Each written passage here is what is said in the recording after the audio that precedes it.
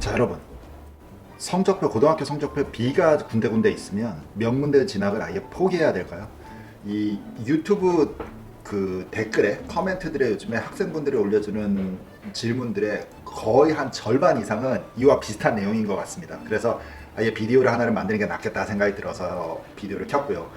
B 학점이 있으면은 아예 물 건너 갔냐 아니냐, 어떻게 회복을 할까, 회복을 못하는 부분이 있으면 어떤 상황일까, 이런 것들을 오늘 얘기를 슬쩍 하고 넘어가도록 할게요. 준비되셨죠? 출발합니다.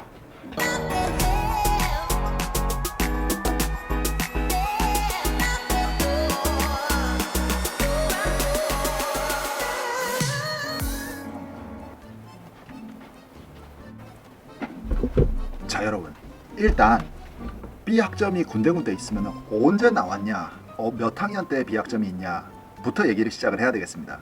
만약에 B가 군데군데 있다면은 원서나 칼리지 카운슬러를 통해서 그 B로 잠깐 드랍을 한 이유에 대해서 설명하면 도움이 된다는 것을 우리 모두 다 알고 있죠. 그런데 9학년 때 이 고등학교 초반에 B가 나온 것은 거의 90% 커버가 된다. So you're okay 라는 상황으로 해석을 하는 게 좋고, 11학년에 올라가서 자, 비중이 높은, 예를 들어서 AP 과목 뭐 이런 것들을 슬슬 듣기 시작을 하잖아요. 11학년, 12학년에.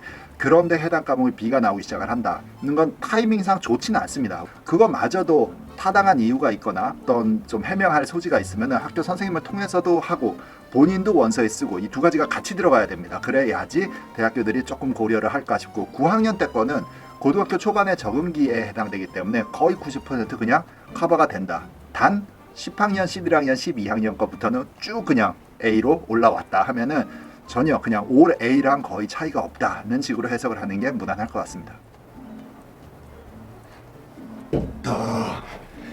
자, 다음에는 여러분, 고려대학을 우리가 이런 대화를 할 때 고려대학 사람이 무슨 과목에서 B가 나왔나도 중요할 것 같습니다.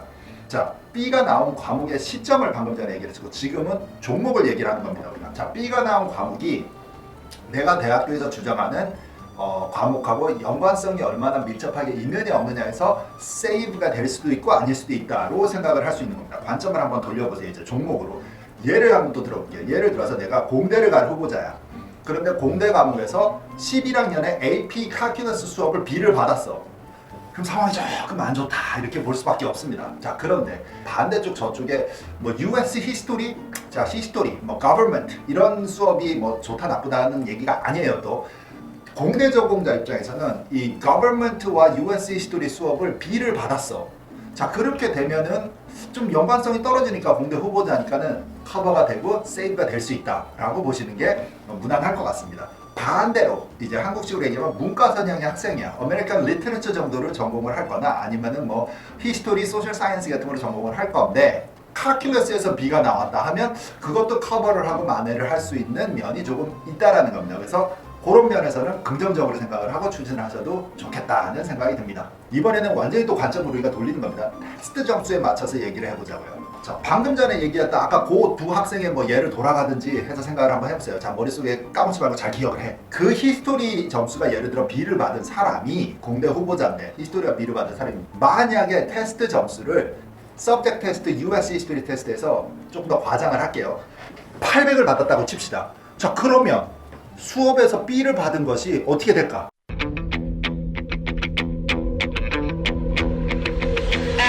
당연히 완화가 되겠지. 자, 이 고등학교 선생님이 US 히스토리 선생님이 미쳤나? 이렇게 빡세게 가르쳐서 B밖에 안 줬어. 근데 애는 시험장에 가가지고 스탠더다이즈 테스트를 만점을 받았는데, 이렇게 되면 대학교 측의 심사관들이 해석을 할 때 어디에 비중을 두느냐? 오케이, 원, 얘는 공대 후보자야. 히스토리를 뭐 그렇게 막 열나 잘한 우리가 그만큼을 요구하진 않아. 그래서 오케이. 근데 둘째, 스탠더다이즈 시험을 봤는데 만점이야. 이거 열나 잘하네. 학교 선생님이 짜게 줬나 보다 수업을. 두 개가 합쳐졌을 때는 당연히 그냥 통과, 성공할 수 있다 이렇게 되는 겁니다. 아까 또 반대 상황의 학생도 마찬가지예요. 소셜 사이언스 계통, 문과 계통의 전공을 할 사람인데 수학이 예를 들어서 AP 칼큘러스가 B가 나왔어, 학교 수업. 근데 다시 시험 SAT 서브젝트 테스트 매트 시험을 2C를 가가지고 800을 받았다 치면 이 반대 똑같은 상황이 되는 겁니다. 이해되셨죠? Standardized Subject Test와 내가 B를 받은 과목을 합체를 시켜가지고 완화를 시키는 효과를 또 볼 수는 있겠다라는 요령이 있다는 겁니다. 자, 다음 또 하나 방법은 추천서의 관점에서 한번 바라봅시다. 추천서를 보통의 경우는 아닐 거예요. 추천서를 받는 내용 제가 추천서 비디오에서 따로 또 말씀을 드린 적이 있지만 이거는 조금 독특한 어프로치 방법이 될 수는 있겠지만, 자, 그 B가 나온 과목에 선생님하고 나하고 관계만 좋다면, 근데 성적이 좀 낮게 받은 사연이 있다면 무슨 이유인지 모르겠어. 근데 어떤 특별 케이스 때문에 한 섹션을 완전히 망쳐서 B를 받은 사건이라든지 뭔가가 있었어, 사연이. 근데 선생님과 나는 관계가 좋으면 그 선생님한테 추천서를 요청을 하는 것도 방법입니다. 그러면 그 선생님이 거기서 사연을 설명을 하겠지. 그러다 보면 대학교 측에서 그거를 보고 완화를 시키고 무난하게 통과가 될 수 있다는 거고. 자, 1, 2, 3, 4를 제가 얘기했어요. 이거를 다 합쳐서 하나의 시나리오가 완성이 된다면 지금 내가 성적표에 B가 있어도, 자, 이 네 가지가 다 맞아떨어지면 완전히 그냥 걱정하지 말고 우리가 공격적으로 대학교를 추진하면 좋다. 자, 다음 마지막으로 제가 이 B학점을 나왔을 때 완화시키는 고려사항은, 자, 아카데믹한 부분은 전체 어드미션의 일부분이에요. 그게 완전히 그냥 100%는 아니니까 여기서 완화시킬 수 있는 부분은 학교 밖에 다른 활동, 특별 활동들은 내가 뭐가 있냐 해서 내 색깔이 다른 경쟁 후보자들보다 더 독특하면, 저는 이 표현을 많이 쓰는데 다른 후보자들보다 더 잘했다는 표현이 애중간합니다. 근데 그게 너무 그런 사람이 많으니까 튀어야 돼. 독특한 나의 색깔이 있다면 학점에서, 다시 말하지만 아까 1번, 2번, 3번, 4번 같은 경우에서 어느 정도 내가 뭐 하나를 시켜놓은 상태에서 독특한 나의 특별활동이 있으면 내가 B가 있어도 아이비리그에 갈 확률이 살아있다라고 보셔야 됩니다.